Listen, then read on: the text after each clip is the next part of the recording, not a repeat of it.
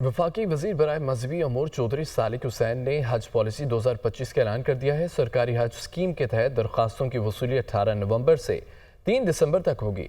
कुरानदाजी 6 दिसंबर को की जाएगी। सरकारी और निजी स्कीम के तहत हज कोटा 50-50% होगा। इस्लामाबाद से रिपोर्ट देखिए।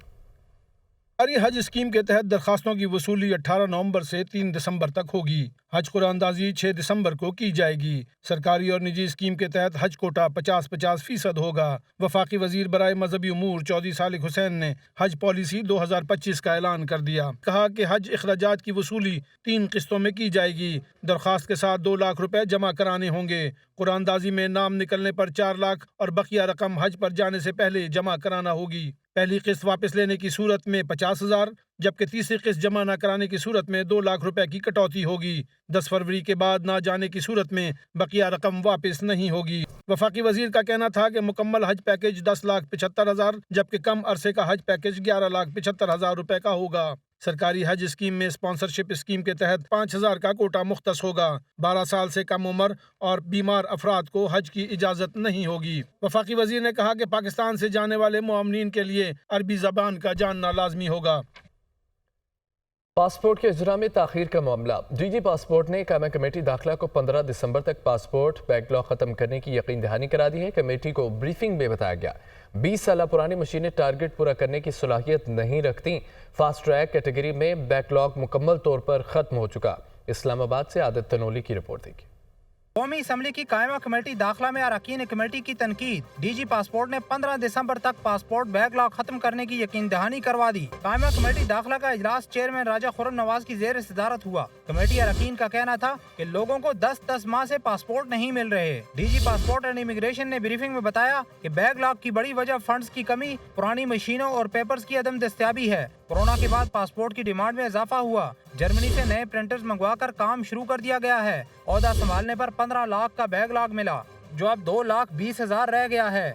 चेयरमैन कमेटी ने मेंबरान असम्बली के ताखीर के शिकार पासपोर्ट 1 रोज में जारी करने के अहकामात दे दिए। सेक्रेटरी दाखिला ने कमेटी को बताया फंड्स के लिए भेजी गई समरी भी वजारत खजाना ने मुस्तरद कर दी है। कमेटी ने आइंदा इजलास में वजारत खजाना हुकाम से ब्रीफिंग तलब कर ली।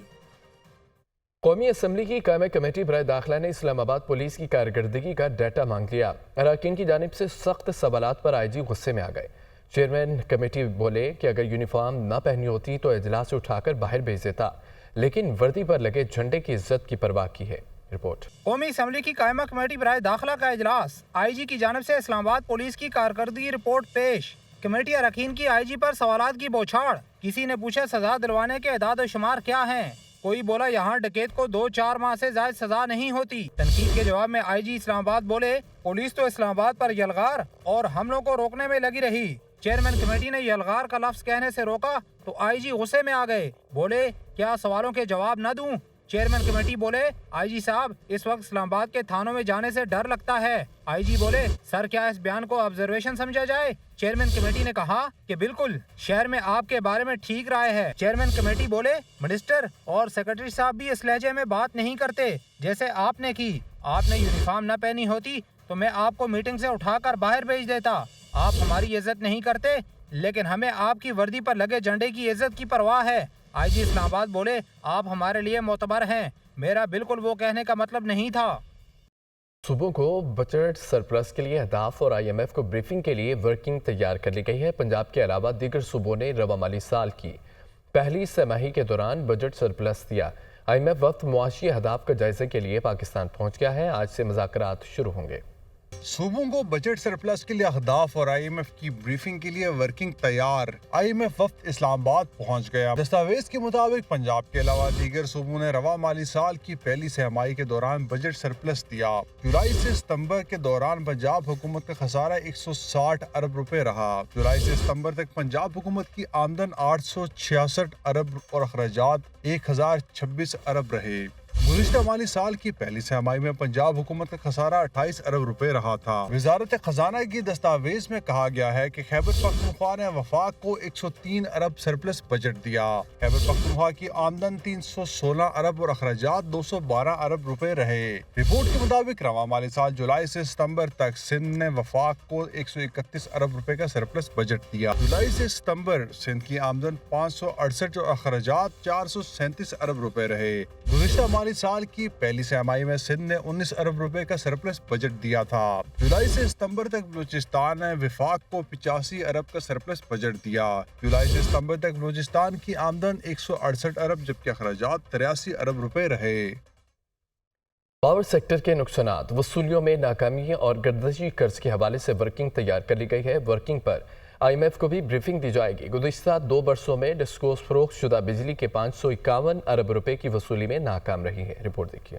पावर सेक्टर के नुकसानात, वसूलियों में नाकामी और गर्दिशी कर्ज के हवाले से वर्किंग तैयार। पावर डिवीजन के मैनेजमेंट प्लान पर IMF को भी ब्रीफिंग दी जाएगी। राय के मुताबिक 2 साल के दौरान डिस्कोस फरोख्त शुदा बिजली के 551 अरब रुपए की वसूली में नाकाम रहे। रिकवरी में यही नाकामी ही गर्दिशी कर्जे में इजाफे का सबब बनती रही है। माली साल 2023 के मुकाबले में 2024 में अंडर रिकवरी में 79 अरब रुपए का इजाफा हुआ। डिस्कोस माली साल 2023 में 236 अरब रुपए रिकवर न कर सकी, जबकि माली साल 2024 में ये रकम बढ़कर 315 अरब रुपए तक पहुंच गई है। रिकवर न होने वाले रकम में आजाद कश्मीर और बलूचिस्तान के ट्यूबवेल्स के बकायाजात भी शामिल हैं। सर्कुलर डेट मैनेजमेंट प्लान के तहत माली साल 2025 में डिस्कोस की रिकवरी की शरह 90% रखी गई है। रिकवरी में सबसे कम शरह कैस्को की 31% रखी गई है, जबकि सेप्को की 68%, पेस्को की 88% और हैस्को की 80% रखी गई है।